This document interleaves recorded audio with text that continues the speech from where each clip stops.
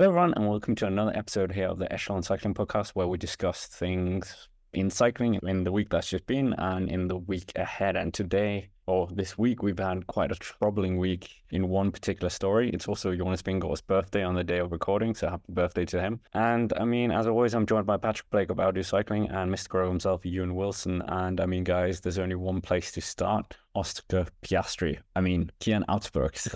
It's such a wild story. And I love the chaoticness of it. It feels like just when, before recording, we're always just a bit like, oh, what should we talk about? And it feels like so far in the off season, knock wood, it feels like just some little gem just kind of emerges in the last couple of days, which really saves our skins. So thank you, Uijtdebroeks, for just being the whirlwind in the world of cycling. I mean, sorry, Cyclo-cross, just because Patrick is... It's snowy. We'll get to Cyclo-cross. But yeah, Ewan, what's the story? Okay, so just to highlight where this has been going, we've been covering Uijtdebroeks and his tumultuous relationship with bora-hansgrohe for the past couple of months, since the Vuelta a España, really. There are rumors of him moving teams. They were getting stronger and stronger, but he was still contracted with bora-hansgrohe until the end of 2024. Make a note of that. That's very, very important in this. However, on December 9th, the Saturday, transfer announcement on the Saturday, interesting. A tweet was made by the account for Visma, formerly known as jumbo-visma, soon to be called Visma Lease Bike, that Cian Uijtdebroeks will be joining the team for the foreseeable future until 2027. They made that post. Cian Uijtdebroeks posted on Instagram saying, "Yes, I'd moved to Visma." About an hour later, we had a press release and a statement from bora-hansgrohe saying that Cian Uijtdebroeks was still contracted as one of their riders until the end of next year, 2024. So Bora is saying that he's staying with the team and that they did not really approve of this transfer happening. But Visma is saying, "Welcome, Cian Uijtdebroeks." This kicked off quite the storm in the world of cycling. It has even got community noted on Twitter. If you know anything about Twitter, this happens when there's sort of like fake news stories or like misinformation on tweets. The community note came on the Visma post. This is the first time I've ever seen a community post on a cycling tweet.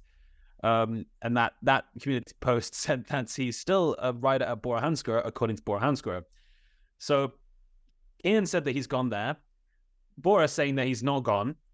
Apparently, according to our sources, Daniel Benson over at GCN Racing has said that Cian Uijtdebroeks thinks he got the green light to sign his contract for Visma Lease Bike only a couple of days ago, breaking his contract with bora-hansgrohe, and within the matter of a couple of days, he has signed for Visma Lease Bike. Whether bora-hansgrohe were really fully aware of this happening, we don't know.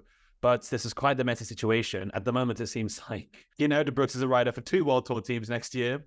Who knows how this is going to be sorted? It could involve legal action from either of the teams. It's also kicked up a storm as well, with lots of people not really understanding where Visma have come from. Announcing this rider when bora-hansgrohe weren't fully on board, particularly as Richard Plugger, the head of Visma, is the head of the teams union. We spoke about the last week, the AIGCP, I believe it's called, and Cedric Vasseur, the top dog over at Cofidis, he actually hit out in opposition to Richard Plugger and this announcement from Visma signing Cian Uijtdebroeks. So guys, a huge mess. I've never seen a cycling transfer like this. Uijtdebroeks, 2 different teams. His future seems to be very, very uncertain. Grab the popcorn and watch the Twitter storm unfold. I mean, yeah, I think Uijtdebroeks just was excited after listening to our episode last week and wanted to join this Lease Bike that much. What a mess.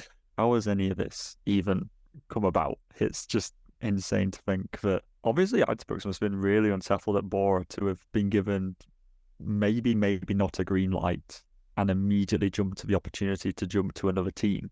He must have been very unsettled at Bora to have taken that action so quickly. But it is so odd that Visma Lease Bike announced something that said that he was there. And yeah, it just seems like there's a lot of confusion, maybe from Uijtdebroeks' part or whoever it is, that he was allowed to join another team in 2024 and that his contract was like null and void, even though he is signed on. And it's kind of a weird thing in cycling, isn't it, where you have to see out your contract. There's like a very few occasions where people get bought out, but it's very, very rare. Evenepoel was going to be one this year, actually, from from Ineos, but they dropped the ball on that, and Ineos have once again dropped the ball on this one as well, which is just hilarious to think of as that as a whole subplot that Ineos have missed out. What do you think's happened here? Do you think that it's Uijtdebroeks who has got the wrong end of the stick? Is anybody at blame here, or is it just a bit like, is it just everyone's just, nobody knows what's going on? I think it is a bit of like there's been someone not caught, like being kept in the loop along the communication pipeline here. It seems Uijtdebroeks is a very, very young rider, just 20 years old at the moment. He signed his contract with Bora-Hansgrohe when he was 17. He was a child, pretty much. He was genuinely living with his parents in Belgium. Like, it's a really fascinating sort of storm that this has kicked up. And even, I mean, the fact that like Uijtdebroeks thought his contract was up on December 1st, and he thought he was eligible to ride for the team, but Bora-Hansgrohe said no, he didn't really know about this. That's why I'm finding really strange of sort of Uijtdebroeks kind of going on his own and fighting a new contract when he's still got one. I don't know. It's a bit like... There is one example. Do you remember Ivan Souza? He was signed to Trek Segafredo, and then he kind of... No, was it? Yeah, and then he winded up at Ineos, even though he had a Trek contract. So that was a whole legal mess as well. Oh, Ivan Souza, that guy who does well at Vuelta Burgos and nowhere else. Oh, now I remember. Ivan Souza, who? Who? It is a super strange scenario, and we know that Cian Uijtdebroeks has not been seeming like super comfortable at Bora over the past couple months. He spoke out about the fact that he wasn't happy with the bikes recently, wasn't happy about him and Vlasov at the Vuelta. Well, if he wasn't happy about sharing leadership there, good luck with this Melissa bike. That's all I'm saying. Where the leadership culture of the Vuelta didn't exactly seem much more happy at Visma at the Vuelta than it was at Bora. Maybe Cian is annoyed at Roglic coming in. It's all a big mess. There was, however, Chris Froome, the ever amazing Chris Froome, has happened to get in on the story. Oh my gosh. We've got a bit of a scoop today. Chris Froome actually met up with, happened to bump into Cian Uijtdebroeks in a training ride, where Cian Uijtdebroeks is wearing a Bora-Hansgrohe helmet and Visma shorts. Jumbo-Visma shorts. So who knows what he's doing? He's wearing half and half kits. He seems to have two teams, two homes for next year. Who knows where he's going? Who knows what he's doing? It's just such a mess. Yeah. Yeah, Into My Shade, they tweeted about it as well. I think, they were kidding around, I think, and Into My Shade. They've got a really good social media admin who's done like tweets about Ronaldo and stuff in the past. It is the Oscar Piastri of cycling, this, the whole debacle. Yeah, it is, but we haven't really heard much from Cian himself. Like Piastri was sort of saying stuff, whereas like Cian Uijtdebroeks hasn't really said anything. He posted something on his story that was like a screenshot on Instagram, but I don't know. This is all very, very strange. Do you think that Uijtdebroeks was legitimately thinking, okay, cool, we're going to Jumbo, and he's like, he's like done deal, it's all wrapped up in a nice bow, ready for Christmas, and now he's just like been made aware that he can't do this, and he's just like, what? I have to ride for Bora for a year. Can you imagine the tension that they know that Uijtdebroeks is basically just doesn't care? Like any race that he goes into this year, he may as well just not bother racing this year, because everyone at Bora knows, and everyone in the whole cycling sphere knows that he's leaving. So it's not like he's got a dedication to the team to do anything. They might punish him and send him just to flat races. So the Tour of Denmark is gonna have Cian Uijtdebroeks in 2024. Just send them to time trials all the time. But in terms of like the legal action here that could possibly happen, is like, will Uijtdebroeks or Visma have to pay out 1 year of his money to Bora? Bora would say we don't have that much money, so it's good for them. And then also, what if he can't move to Visma? What if he still ends up at Bora next year? And what does he do for the rest of the year? It's like he's shown his intent to leave the squad. I think this move has rubbed people up the wrong way. If you go on Twitter, there's an account called Cian Uijtdebroeks Fan. It's at Uijtdebroeks Fan. It's like a whole Cian Uijtdebroeks fan page. And today they posted a 3-tweet long thread about why this will be the last ever tweet on the page, and they feel very disrespected by Cian Uijtdebroeks' decisions. So it does seem strange for a guy who seemed like he really wanted to grow in his team, really wanted to sort of see out the opportunities that he could get and become a great Grand Tour leader. He's moved over to a team where that doesn't seem like a realistic opportunity for the next 2 years. It does seem a bit perplexing, and breaking his contract in a way that seems very sneaky to both Bora-Hansgrohe and, I mean, all of his old teammates, really. So it's made a name for Uijtdebroeks. That tweet last night where Visma announced it's got over 1 million impressions, which is a lot for a cycling tweet. So yeah, sure. It's definitely been some PR move. I don't necessarily think it's a good one. I mean, Ewan, who was the rider? There's always a lot of backlash when a Benelux rider joins Jumbo. I can't remember who it was. Was it Lawrence de Plus or someone?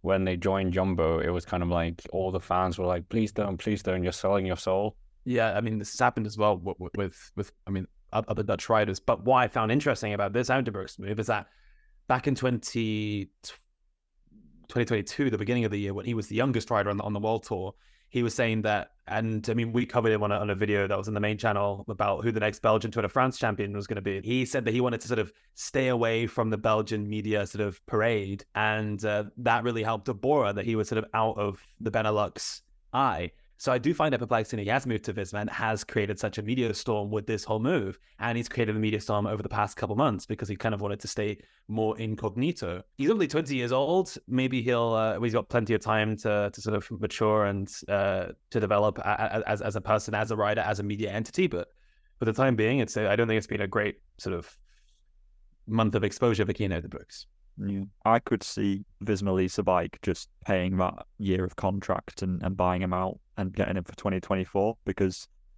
let's face it, just for the awkwardness of being a rider in a team where you've just snaked him out like that, you wouldn't really want to. You'd probably be going to Visma Lease a Bike and be like, could you please just please buy out that contract for a year? I don't know how much it would be, but I expect that Visma Lease a Bike, with the selling of Roglic this year, probably have a little bit of excess going in, considering the riders that they brought in versus riders out. I think that they probably have the ability to buy Uijtdebroeks' contract, but that's not been confirmed yet. I think that would make sense to me that Visma would take that, considering that, yeah, it just gives them an extra GC rider, which would probably quite help when you think that they might want to send a Kuss and a Jonas to the Tour next year. So it kind of alleviates that little bit of room for somebody else to go somewhere, which could be Uijtdebroeks. I mean, Visma as well have also said that they're having budget cuts as well within the squad. They've lost Jumbo as a title sponsor. Visma is stepping up, but that doesn't necessarily fill all of the financial gaps in that squad. Yes, it seems crazy because they are the best team in the world, not by the UCI rankings, but the fact that they won 3 Grand Tours last year and they've won 2 Tours de France in a row. But as well, if there were sort of actions to be had and sort of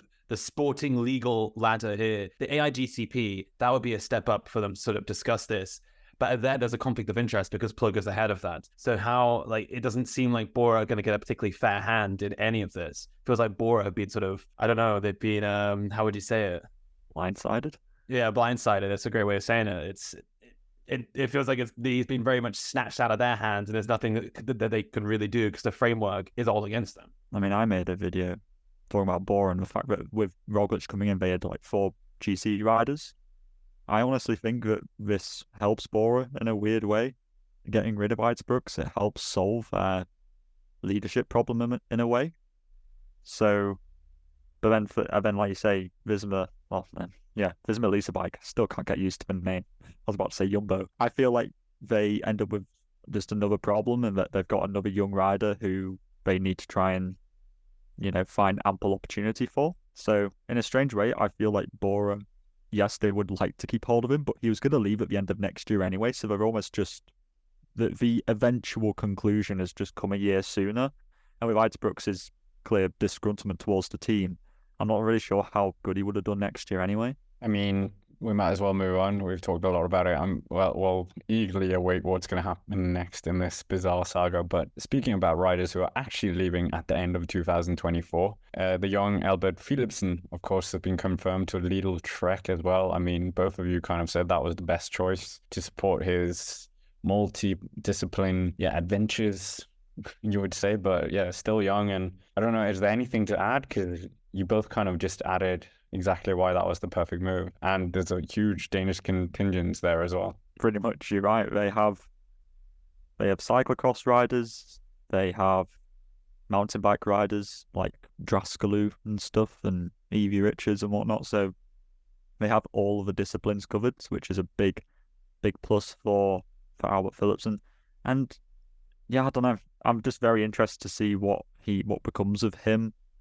I'm not sure what type of rider he is. I know I said that last time, but he is still very young. So I don't know, be expecting anything of him in the next 2 or even 3 years, really, to be honest with you.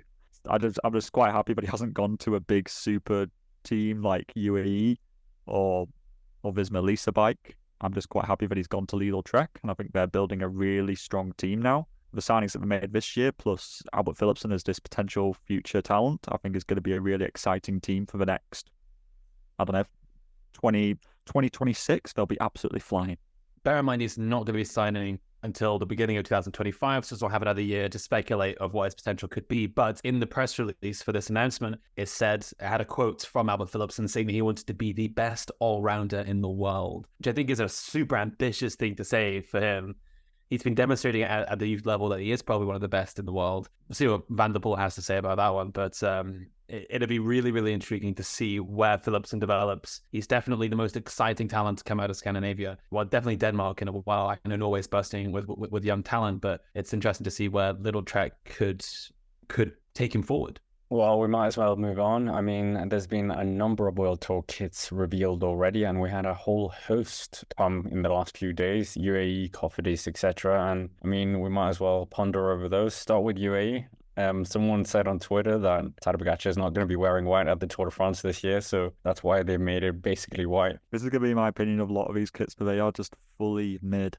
I wish I could just copy and paste it, but it's white. It's got a few accents on there, but the accents are quite few and far between, where they don't really match up, or there's no harmony between them. It feels really disjointed, and I'm honestly I think I preferred the 2023 kit than the 2024 kit. The upside is that at least Pogačar will hopefully be in a leader's jersey most of the time. There is a move for teams to go increasingly with white kits because of the science behind the extra cooling that it provides, which is just such a lame reason to change a color palette like that. Come on, changing the panache for the sake of science just seems like a really rubbish reason to be making a kit that doesn't look particularly good. I would give it a 4 out of 10. I'm honestly not a fan of it. Okay. I like the fact they've done something different, because for the past couple of seasons, it's been a variation of the same thing. 2021, 2022, then they changed kit provider to Pisse last year. It was slightly different, but very similar canvas. Now they've got something completely different, still with Pisse. I can't go over how awful that brand name is. So stupid. It's just a bad name. I'm sorry if it's someone's family name, but it just they have the little stripes on the back shoulder, so you can see that when the riders crouch down a little bit on the bike, and also up the chest, which we're not really going to see unless they celebrate, which will probably happen a lot. This is UAE. They've also gone back to white helmets as well. I think it's quite nice that they've done something different. Is it going to be easy to spawn the peloton? I don't necessarily think so. There's no real distinguishing color. It's an awful lot of white. Maybe if they had red helmets, I think that would make it more distinguishable in the peloton. And we'll get into Bahrain, who also released their kit. Theirs is predominantly white, but they have a an outstanding color where you can pick them out. UAE do not have that color here. And also in terms of the national champions jerseys, it looks very similar. And this has been a problem for a while, but Pogačar's Slovenian Champions jersey, which was also released with the kit release, looks awfully similar to their normal trade kits. They've also got a number of national champions as well, including Mark Hirschi and so forth. It just looks very similar. But I commend them for trying something different. There is still time for them to change the helmet color. A red helmet, guys, would be very, very useful. Well, we'll move on to Bahrain, like you said. Yes, another mid kit. Bahrain used to have such nice kits, in my opinion, like Bahrain, McLaren, etc., etc. I always thought those were a little bit, I don't know, ungainly, to be honest with you. I thought they were decent. They were better than they are now, but they weren't my favourites. There was just that bright orange with the red next to it. It was a bit weird. This one looks very much like their Tour de France kit from this year, which was just very unoffensive. It celebrated their pearl industry. So brilliant. Cool. Love that. I'd be like a Scottish team just putting a haggis on their team. It's just yes, brilliant. Good part of your heritage there. For me. Or St. Piran, Cornish pasty or something like that. Well, yeah, literally.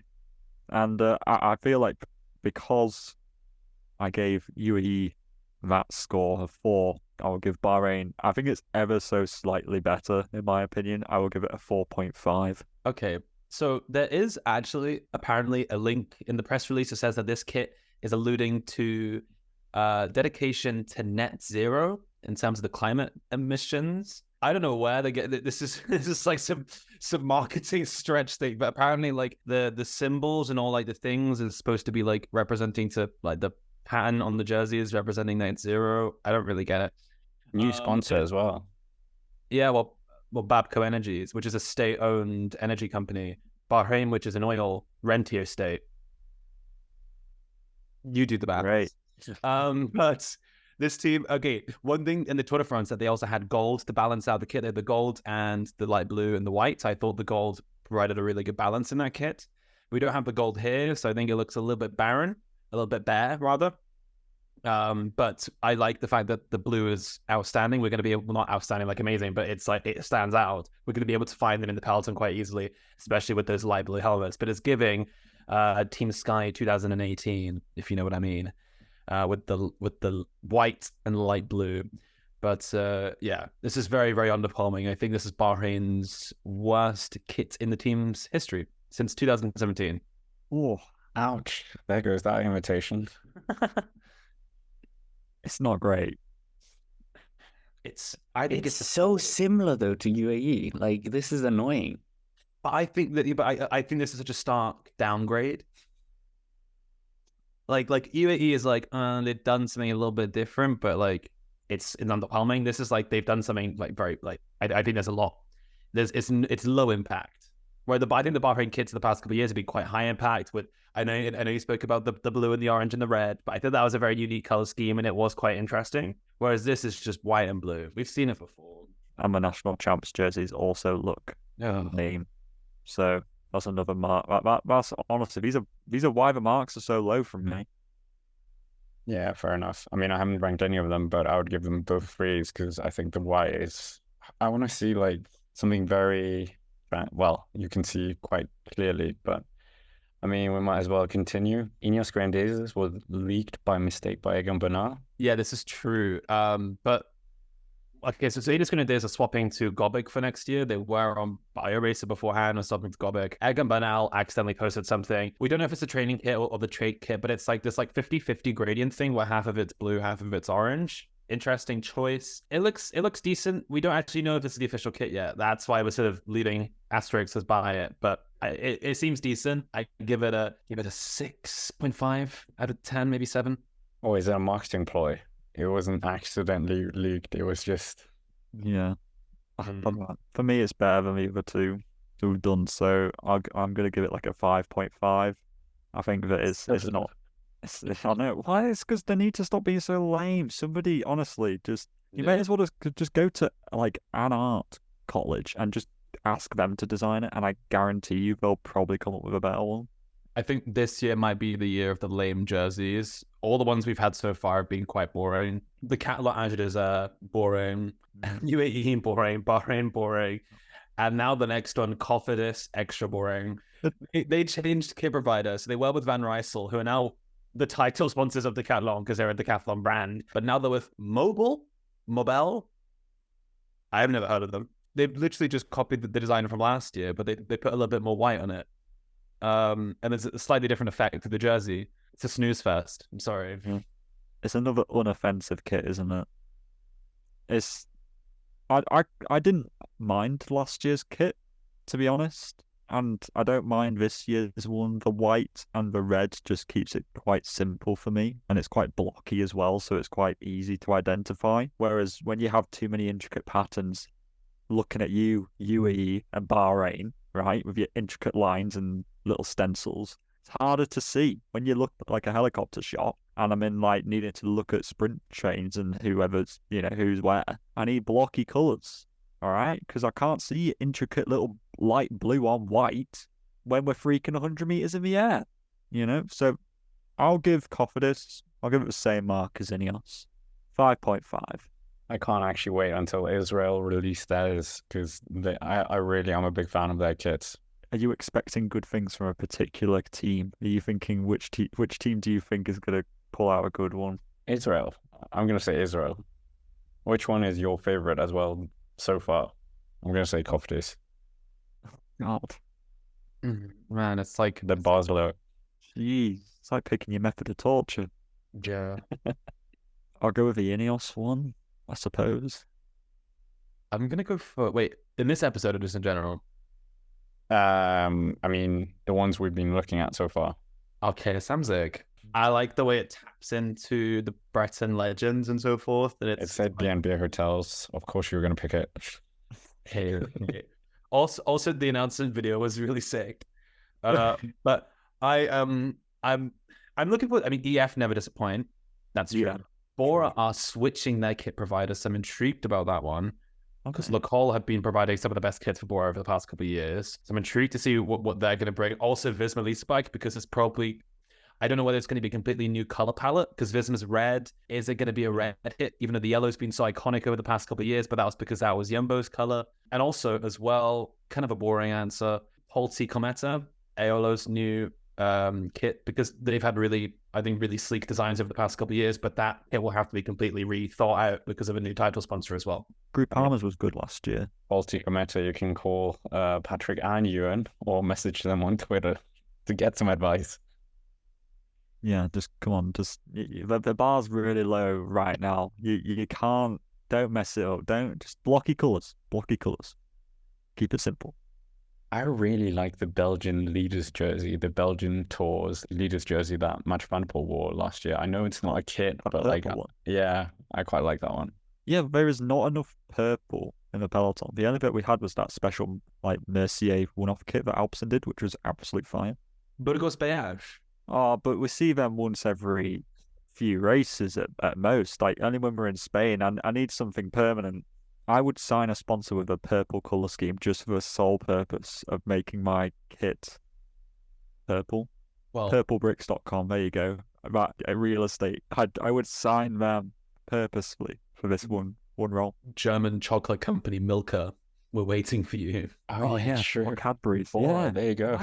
Anyways, we might as well move on. I mean, we'll get back to more kits. As Ewan said, we have a huge list to look forward to. And now we come to the favorite part of the episode for Ewan, the cyclo-cross part.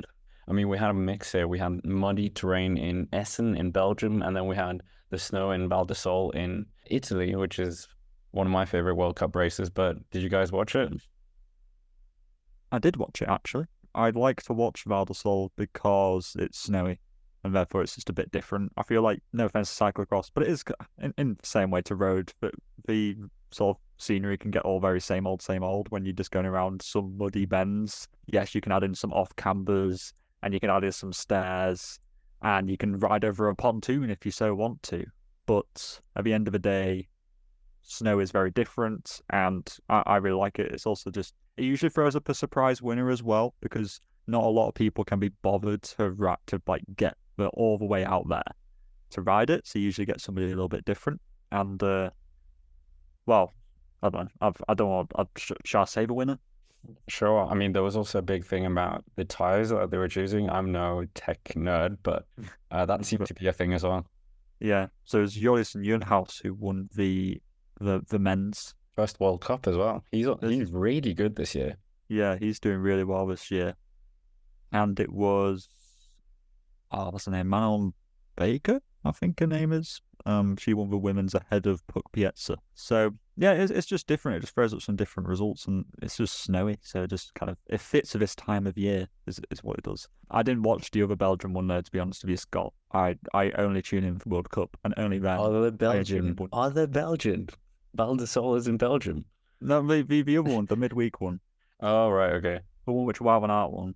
Was that midweek? I thought that was yesterday. It may as well. It felt like midweek. That was quite a muddy affair, and I mean, it was kind of a Wout van Aert standard victory, kind of just midway through, he started pulling away from everyone and then took the win. Very muddy course, like I wouldn't want to have ridden on that. It's kind of like huge puddles as well that they had to run through. Do you think we're ever going to see Wout van Aert winning a World Championships again, for example? Is he going to slowly fade out of cyclocross now? With, like you both said, 2 kids now as well, pack road season, etc., etc. That's a good question.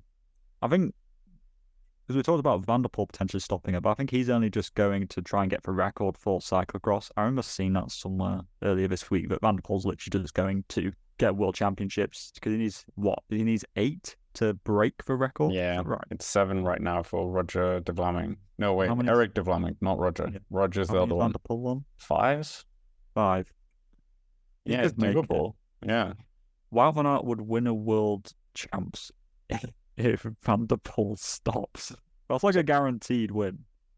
Yeah, I think he still kind of should have gone to the Pitcock one, the one that was in Fayetteville over in the US, but he didn't. Put yourself in Wout van Aert's cleats right now. Would you stop doing cyclocross, or do you feel a certain allegiance to it because you've done it for so long?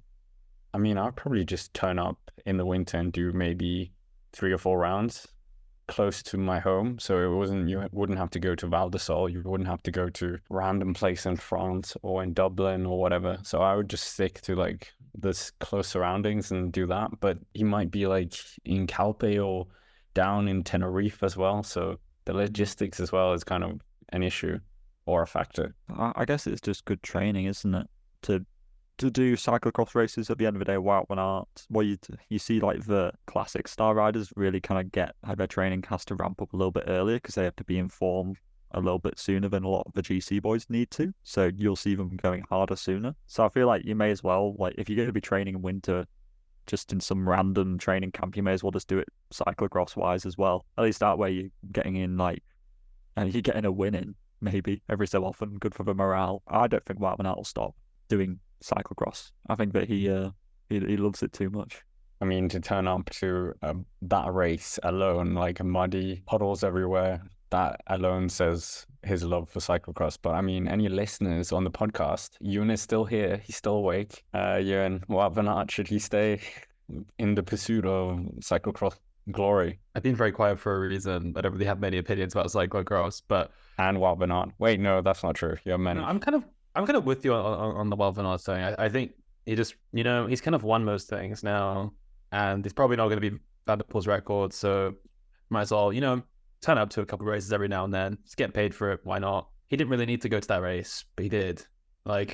Yeah, he's probably indebted to cyclocross, but he's got a pretty heavy road schedule now and a family, and he's, 29 now, so he's got things to do. Things to do that doesn't involve cycling around Italy in the snow, for example. It would be sad to see him stop. So a few races here and there. It's a huge, you were saying that David Lapatia, he was saying it was a big issue they're not getting these big stars to the World Cup events or whatever. But how do they incentivize them to go? Multimillionaires, money's not really gonna incentivize them at this point. There isn't enough money in cyclocross probably in these World Cup events to really entice them. It seems like, I don't really know how you fix this problem. It's quite a hard problem because a lot of these riders are just doing lots of things. They're road riders and mountain bikers. Do you think this is going to be the last year where we see Mathieu van der Poel and Wout van Aert against each other more than just 1 or 2 times in the calendar? I think there may be clash, yeah, maybe a couple times, and that's probably it. Maybe next year the World Championships are in France. Maybe they both go for it next year. So potentially then we'll see them a little bit more active, but it also depends on what their road seasons are looking like in the years to come. Last time Van Aert won a cyclocross, he won it 16, 17 and 18. And, that's been a fair old time now where he hasn't won a cyclocross world championships.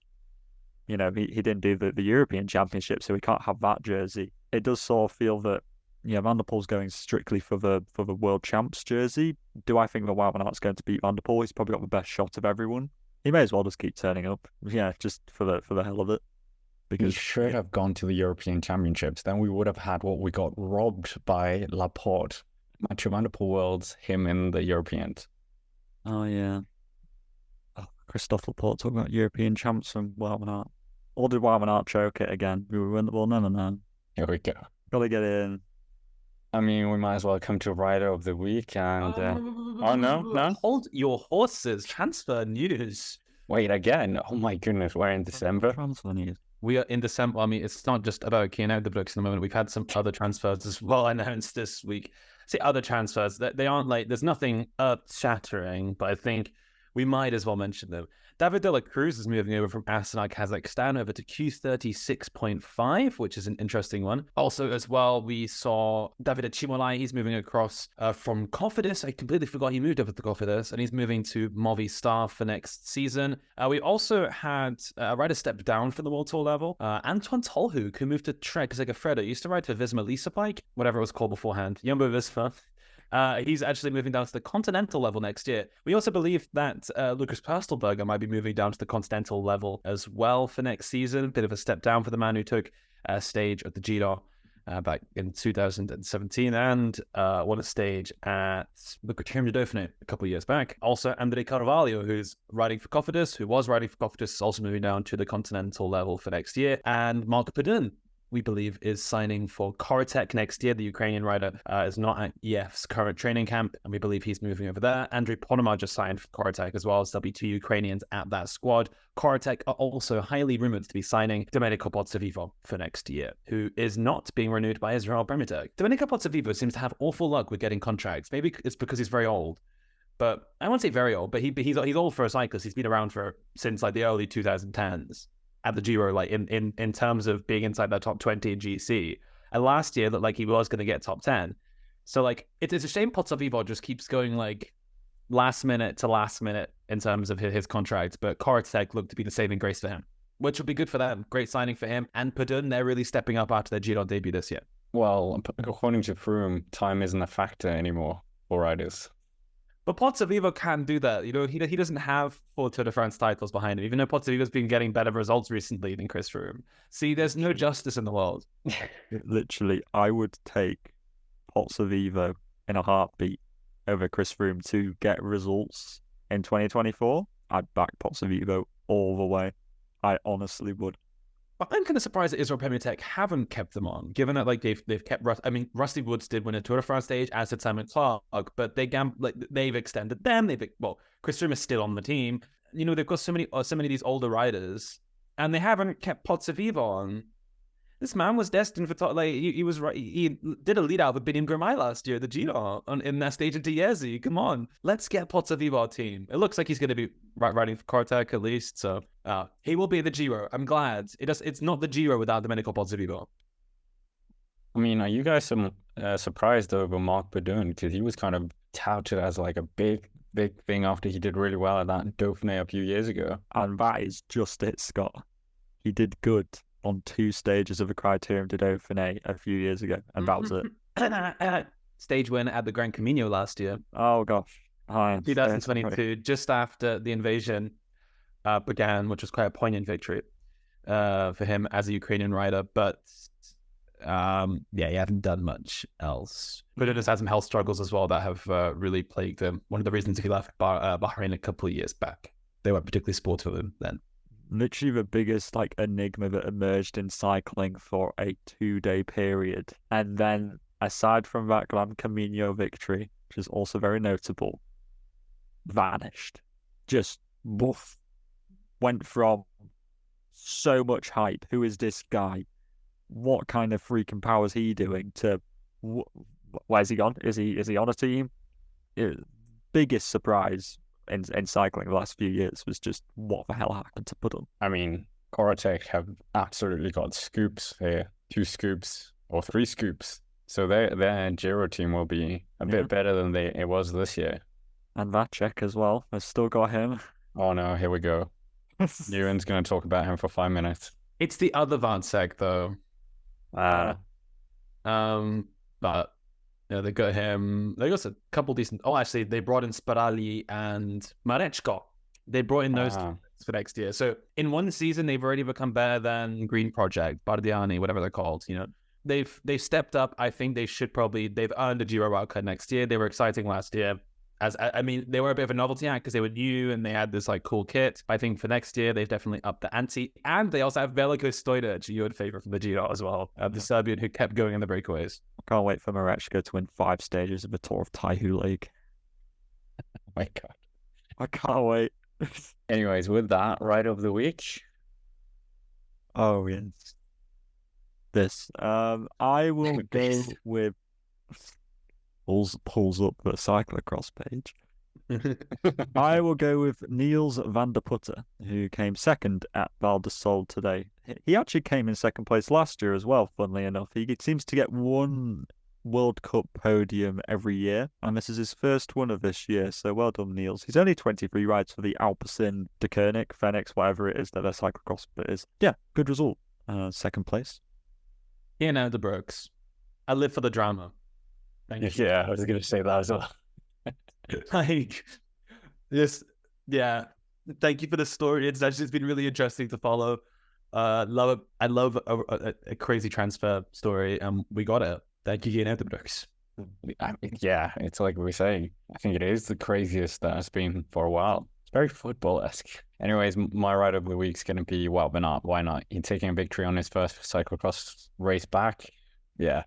This is Wout van Aert's like least effort ride of the week. I think usually if like he could like win 3 stages of Tirreno, and we're like, nah, Wout van Aert, no, we're not going to pick him this week. It's too cliche. But now he comes like one sort of mid Belgian cyclo-cross race, and it gets fast tracked to rider of the week. We can tell we're in the off season now. And we have to do like a tally of how many riders of the week there's been and who has the most. Hannah Delee's been about 6. Kim Ronhaar's high up as well.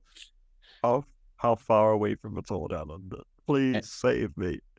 Anyway, with Patrick suffering, and that is basically another one of our winter ones, number 46. Make sure to hit the like button, subscribe to the channel here on YouTube. Check us out on Spotify as well. We'd appreciate a 5-star review. And comment down below what you thought of this incredible shenanigan of a transport saga. And of course, as always, thank you for watching, and we will see you next week.